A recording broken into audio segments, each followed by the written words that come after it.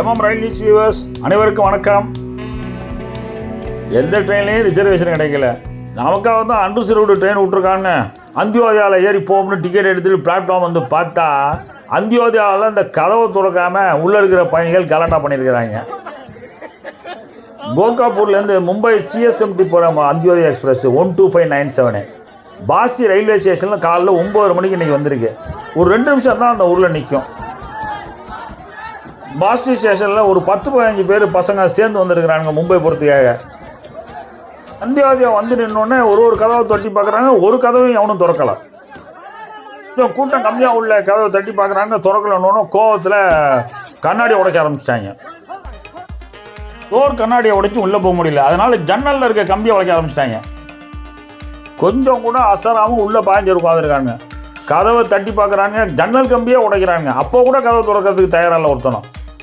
வெளியே இருந்த பயணிகள் ஒரு வழியாக ஜன்னல் கம்பியே உடைச்சிட்டாங்க. அவ்வளவு ஃபோர்ஸாக செயல்பட்டுருக்காங்க. கண்ணாடியை உடைச்சி கம்பியை உடைச்சி உள்ளே ஏறிட்டாங்க.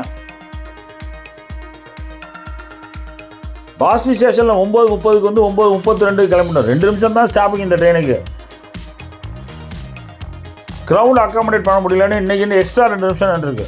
இந்த 4 நிமிஷத்தில் தாங்க இவ்வளவு பெரிய வேலை நடந்திருக்கு.